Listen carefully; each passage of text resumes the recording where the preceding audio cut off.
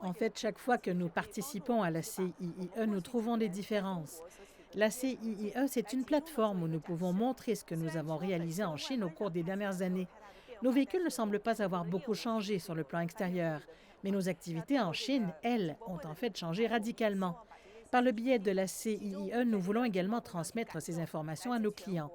Par ailleurs, nous pouvons également collecter les réactions des exposants et des clients et prendre leurs opinions en compte dans le développement futur de Tesla, de même que leurs avis sur notre modèle 3.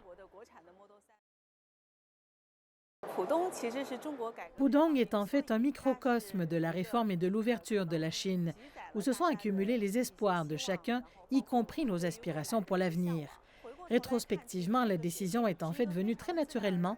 Dès le début pour Tesla, nous étions fermement convaincus que la première usine à l'étranger, hors États-Unis, devait se trouver en Chine, qui était l'endroit le plus approprié. À l'époque, notre équipe s'est rendue dans de nombreuses villes chinoises et a eu des discussions très avancées avec nombre d'entre elles. Pudong est un endroit que nous avons trouvé approprié dès le début. Il y a non seulement un avantage géographique, mais on y trouve des ports et le trafic aérien ainsi que le trafic international sont très accessibles. D'un autre côté, Shanghai a toujours été connu pour ses produits de qualité. L'un des objectifs que nous nous sommes fixés pour notre usine ici est la parfaite combinaison de l'esprit de la Silicon Valley et de l'esprit des artisans chinois.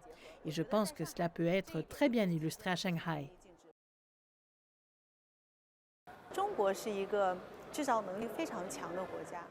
La Chine est un pays très productif, en particulier en ce qui concerne le contrôle de qualité. Le pays dispose d'une bonne tradition de ce point de vue-là. Lorsque nous avons commencé à monter l'usine de production, nous l'avons considérée comme une usine chinoise. La gestion de chaque aspect, y compris la conception de nos procédures internes et le reste, répond à l'ADN de la Silicon Valley, c'est-à-dire faire entrer l'esprit artisanal chinois. Chaque détail sera pris en compte. À titre d'exemple, l'angle dans lequel une vis doit être tournée et son poids sont strictement définis. C'est vraiment le résultat d'un travail commun entre Tesla et Shanghai.